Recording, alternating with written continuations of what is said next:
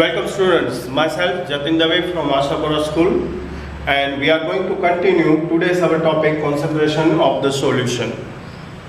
In the previous parts, we discussed about the solution, component of the solution, and what is the role of solute in a solution. In a part 1, we discussed a mixture of two or more component. It's called the solution. हमने देखा कि solution क्या है? A solution is the homogeneous mixture of two or more components, and it has two components, solute and solvent. Solute is in a less amount, solvent is comparatively large amount in a solution. Solute इसे कहते हैं जो solvent के अंदर dissolve होता है, और solvent इसे कहते हैं जो सॉल्यूट को अपने अंदर डिसॉल्व करता है. ओके, तो ये था मेन दोनों कंपोनेंट्स का रोल. और इसके बाद हमने देखा कि कोई भी सॉल्यूशन है, in a solution the relative proportion of the solution and solvent can be varied. Activity 2.2 भी हमने देखी थी, जहाँ पर हमें दो अलग अलग शेड में सॉल्यूशन मिले थे ए और बी ग्रुप के पास से, और इस पर से हम इस कंक्लूजन पर पहुंचे कि कोई भी सॉल्यूशन हो, इसमें relative proportion of the solute and solvent देखने को मिलते हैं. दैट मीन्स के सॉल्यूट और सॉल्वेंट अलग अलग प्रोपोर्शनल में प्रेजेंट रहते हैं, वेरिड रहते हैं, and depending upon the amount of the solute present in a solution it can be called the dilute, concentrate and saturated solution. तो कोई भी सॉल्यूशन के अंदर किस अमाउंट में सॉल्यूट अवेलेबल हैं, इसके हिसाब से इसके तीन प्रकार हमने रखे हैं. डाइल्यूट, जिसमें सॉल्वेंट अमाउंट बहुत ज़्यादा मात्रा में होगी. जब इसका एक्वस सॉल्यूशन बनेगा तो मोर देन 90 और 95% तक वाटर का हिस्सा होगा, पानी का हिस्सा होगा. ऐसा जो सॉल्यूशन बनता है इसे जनरली हम डाइल्यूट सॉल्यूशन कहते हैं.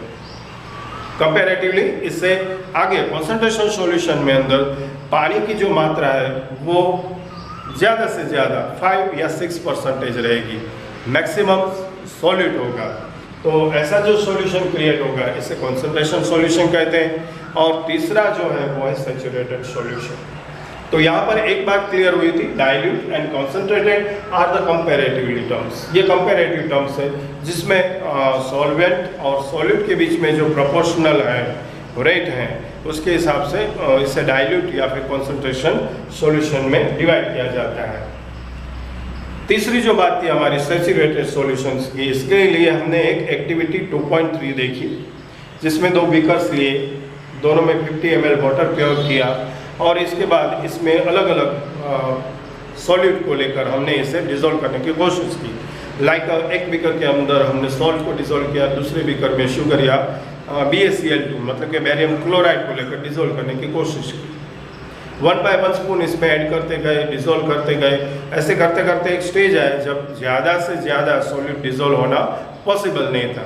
तब जाकर हमने इसे गैस बर्नर पर गर्म किया, उसका टेम्परेचर रेज किया 5 डिग्री सेंटीग्रेड तक, और फिर से उस सॉल्यूशन के अंदर ज़्यादा अमाउंट ऐड करने की कोशिश की सॉल्यूट की.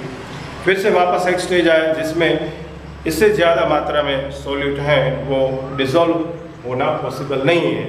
तो ऐसे गिवन टेम्परेचर पर जो सॉल्यूशन हमें अवेलेबल हुआ उस सॉल्यूशन को सैचुरेटेड सॉल्यूशन कहते हैं.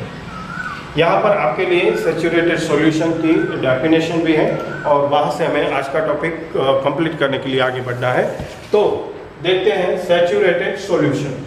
When no more solute can be dissolved in a solution at a given temperature, it's called the saturated solution. When no more solute can be dissolved, अब इसमें ज़्यादा से ज़्यादा सॉल्यूट डिसॉल्व होने के कोई चांस नहीं है. ऐसे गिवन टेम्परेचर पर जो सॉल्यूशन मिलता है ऐसे सॉल्यूशन को सैचुरेटेड सॉल्यूशन कहते हैं. And amount of solute present in the saturated solution, saturated solution के अंदर जो सॉल्यूट के अमाउंट प्रेजेंट है at this temperature is called the solubility. तो इसे सॉल्युबिलिटी के नाम से जानते हैं. अब इससे अपोजिट में हम देखना चाह रहे हैं what is a unsaturated solution. If the amount of solute contained in a solution is less than the saturated solution, saturated solution में जो अमाउंट हमने सॉल्यूट की डिसॉल्व की थी, इससे कम मात्रा में अगर जो अमाउंट ऑफ सॉल्यूट कंटेन है सॉल्यूशन के अंदर, तो ऐसे सॉल्यूशन को हम अनसैचुरेटेड सॉल्यूशन कहेंगे। ओके, तो ये बात हुई सैचुरेटेड और अनसैचुरेटेड सॉल्यूशन के बारे में। फिर से कंटिन्यू करते हैं। So please open your text book and see the page number 16। Unsaturated solutions की बात कर रहे थे हम, वहां पर फिर से एक क्वेश्चन हमारे मन में आएगा, what happen when if we were take a saturated solution at a certain temperature and pull it slowly. क्या होगा अगर जो सैचुरेटेड सॉल्यूशन है, इससे पहले हम टेम्परेचर इसका रेज कर रहे हैं 5 डिग्री सेंटीग्रेड, और टेम्परेचर रेज करने के बाद हम इसे धीरे धीरे कूलिंग डाउन कर रहे हैं, इसे ठंडा कर रहे हैं। क्या देखने को मिलेगा हमें? We can infer from the above activity that different substance is a given solvent have a different solubility at the same temperature. Activity 2.3 से हमने ये बात देखी कि डिफरेंट सॉल्यूशन के अंदर डिफरेंट टेम्परेचर पर और सब्सटेंसेस जो इसके अंदर डिसॉल्व होते हैं, इसका प्रोपोर्शन अलग अलग होता है। ये बात देखिए, different substance is given the solvent have the different solubility. Solute इसके अंदर डाइल्यूट होने की, डिसॉल्व होने की जो क्षमता है, उसे सॉल्युबिलिटी कहते हैं। तो अलग अलग सॉल्युबिलिटी देखने को मिलती है अलग अलग सब्सटेंसेस की। दैट मीन्स के सॉल्ट जितनी मात्रा में डिसॉल्व होता है सैचुरेटेड सॉल्यूशन में, उतनी मात्रा में शुगर नहीं होती, या फिर उतनी मात्रा में बैरियम क्लोराइड को हम डिसॉल्व नहीं कर सकते। The concentration of the solution is the amount of solute present in a given amount of a solution. तो concentration of solution क्या है? Concentration of solution है ratio of amount of the solute upon amount of the solvent. तो कोई भी solution का concentration जानना है, इसके अंदर डिसॉल्व हुए सॉल्यूट की सॉल्युबिलिटी जाननी है, तो इसके लिए हमें इसका रेशियो फाइंड आउट करना होगा। So concentration of the solution is amount of solute divided by amount of solvent, या फिर उसे दूसरी तरीके से भी प्रेजेंट कर सकते हैं, amount of solute divided by amount of solution. Solution के अंदर कितनी अमाउंट में सॉल्यूट अवेलेबल है, इसका रेशियो, या फिर सॉल्यूट और सॉल्वेंट के बीच का रेशियो, यह हमें कंसंट्रेशन ऑफ द सॉल्यूशन क्या है ये बताता है।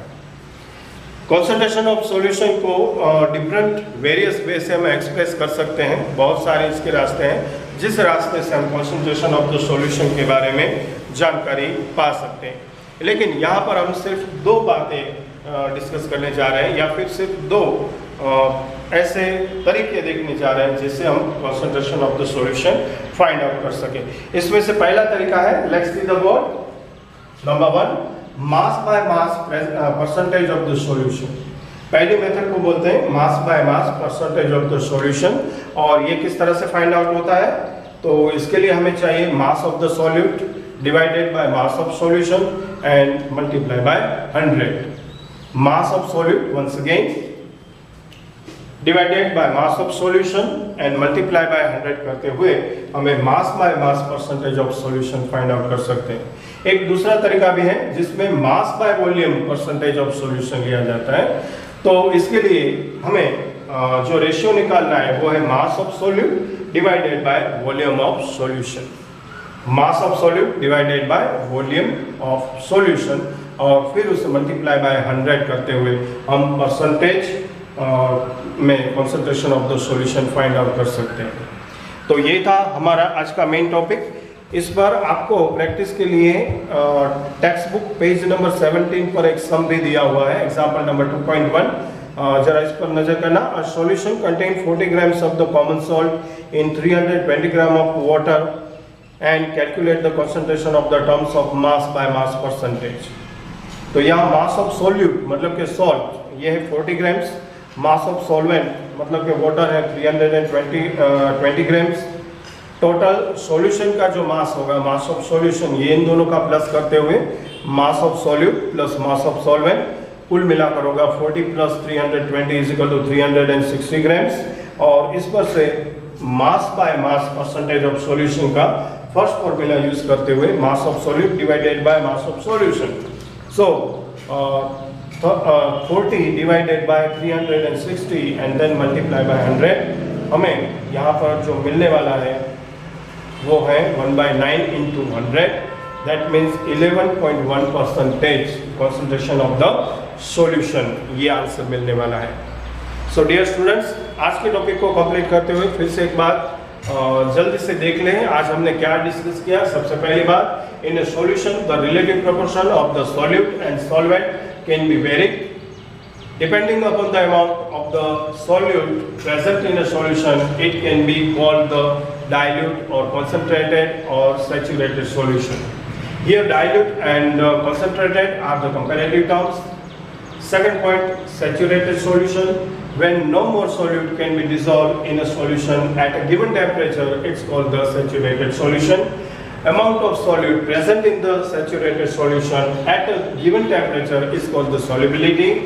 What is unsaturated solution? If the amount of solute contained in a solution is less than the saturated solution, is called the unsaturated solution. And concentration of solution means the ratio of the amount of solute divided by amount of solvent or amount of solute divided by amount of solution. Concentration of solution find करने के बहुत सारे तरीके हैं। So many ways to express the concentration of solution.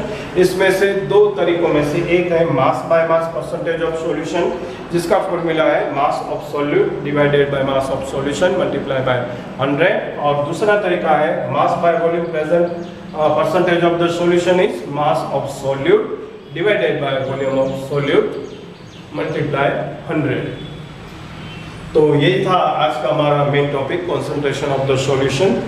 यहाँ पर एक खास क्वेश्चन बनता है और वो है define saturated and unsaturated solution given with example.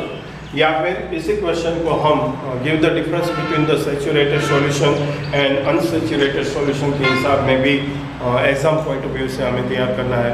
So I hope so you understand very well our today's topic concentration of the solution and let's we will come to next video in tomorrow. Thank you and bye.